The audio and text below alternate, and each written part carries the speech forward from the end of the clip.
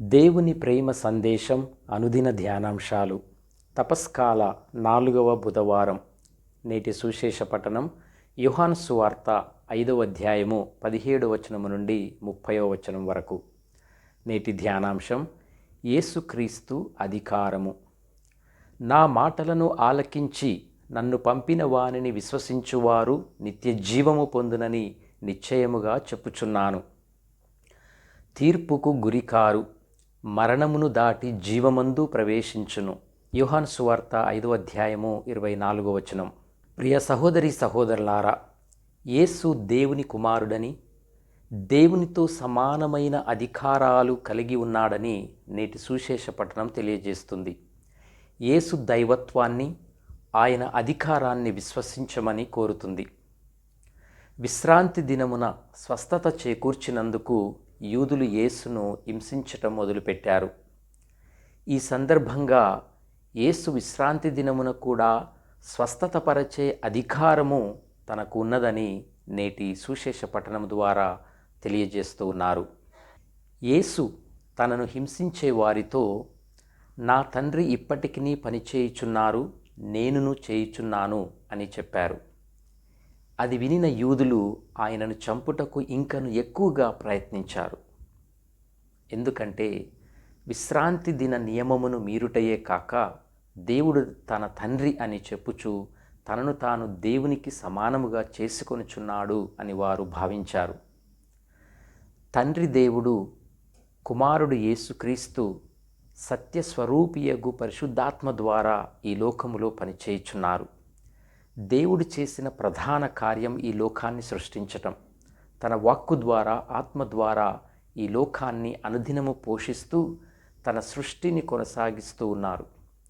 దేవుడు ఈ లోకానికి జీవాన్ని వసకటానికి, తీర్పుని ఇవ్వటానికి విశ్రాంతి దినమున కూడా, సబ్బాతు దినమున కూడా పనిచేస్తారు.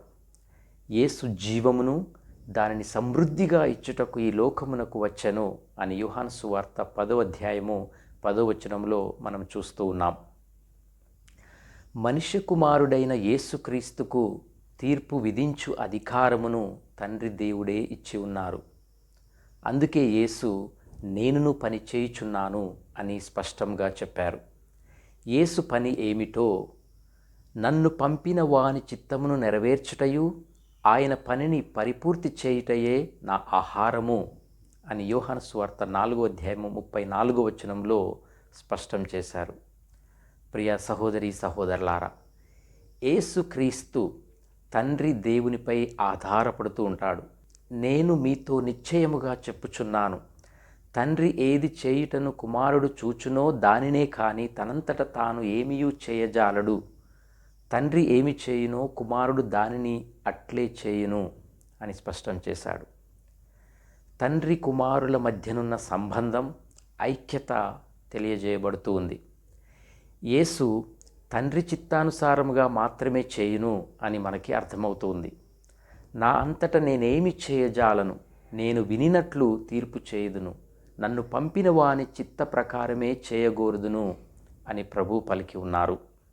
కనుక ప్రియ సహోదరి సహోదరులారా, యేసుక్రీస్తు ప్రభువు చేసే ప్రతి కార్యము తండ్రి దేవుని చిత్తమే. యేసు దయ, కరుణ, ప్రేమగల తీర్పరి.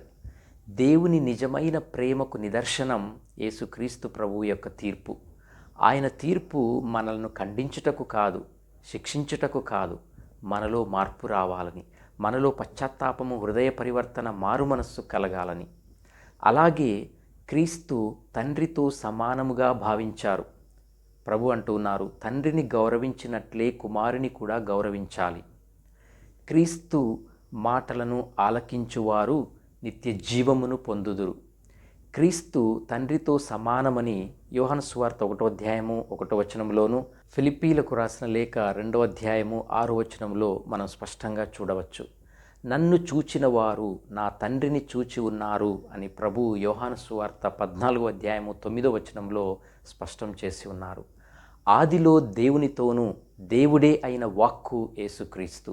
జనితైక కుమారుడు, దేవుడైన ఆ వాక్యే దేవుణ్ణి తెలియపరచెను. యోహాను సువార్త 1వ అధ్యాయము 1వ వచనము మరియు 18వ వచనం.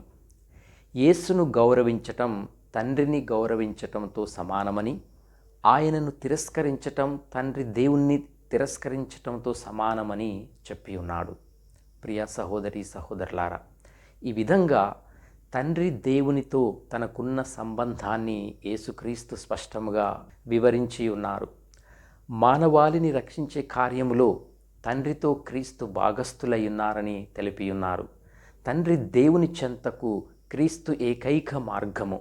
తండ్రి దేవుడు ఎవరో క్రీస్తు మాత్రమే బయలుపరిచి ఉన్నారు. అందుకే నేటి సువిశేష పట్టణంలో దేవుణ్ణి తండ్రి అని క్రీస్తు ప్రభు 8 సార్లు సంబోధించారు. దేవుణ్ణి తండ్రిగా మనకు పరిచయం చేయుచున్నారు. ఎందుకంటే ఆయన తండ్రి వద్ద నుండి వచ్చి ఉన్నారు. తాను నిజముగా దేవుని కుమారుడని, దేవుడు తన ప్రజలకు స్వస్థతను, రక్షణను ఒసగుటకు తనను పంపి ఉన్నారు అని యేసుక్రీస్తు ప్రభువు స్పష్టం చేసి ఉన్నారు. అయితే ప్రియ సహోదరి సహోదరులారా, యూదులు మాత్రం ఆయన బోధనలను అర్థం చేసుకోలేదు. ఆయన బోధనలను గ్రహించలేదు. యేసు తనను తాను దేవునితో సమానంగా భావించటాన్ని వారు తప్పుపట్టారు. ఆయనను చంపటానికి విశ్వ ప్రయత్నాలు చేశారు. తాము నమ్ముకున్న యావే ప్రభువు ఇప్పుడు తన కుమారుడైన యేసుక్రీస్తు ద్వారా పనిచేయుచున్నారు అని వారు గ్రహింపలేకపోయారు. క్రీస్తు చేసే ప్రతి కార్యంలో తన ప్రజల పట్ల దేవుని ప్రేమ బహిర్గత మునర్చబడుతూ ఉంది. ప్రియ సహోదరి సహోదరులారా, క్రీస్తు వలె మనము కూడా తండ్రి దేవుని చిత్తానుసారముగా జీవించాలి. ఆయనకు విధేయులమై జీవించాలి. ఆయన ఆజ్ఞలను పాటించాలి. దేవుని సహవాసములో జీవించాలి మరియు సువార్తను ప్రకటించాలి. మనం యేసు దేవుని కుమారుడని విశ్వసించాలి. యేసు దేవునితో సమానమైన అధికారము కలిగి ఉన్నాడని మనం విశ్వసించాలి. ఆయన మన పాపాలను క్షమించగలడు మరియు మనకు నిత్య జీవము ఇవ్వగలడు అని విశ్వసించాలి. యేసును విశ్వసించిన వారికి నిత్య జీవము వాగ్దానము చేయబడి ఉంది. ఆయన మనలను మరణము నుండి జీవానికి నడిపిస్తాడు. ప్రియ సహోదరి సహోదరులారా, ఒక రోజున యేసు అందరికీ తీర్పు తీరుస్తాడు. మన క్రియల ప్రకారము మనము జీవించే జీవిత విధానమును బట్టి మనకు ప్రతిఫలం లభిస్తుంది. యేసు తన తండ్రి చిత్తానికి సంపూర్ణముగా విధేయుడయ్యాడు. అలాగే మనము కూడా దేవుని చిత్తానికి విధేయత చూపాలి. అలాంటి గొప్ప విశ్వాసాన్ని, నమ్మకాన్ని దేవుడు మనకు దయచేయునుగాక. దేవుడు మిమ్మందరినీ దీవించునుగాక. ఆమేన్.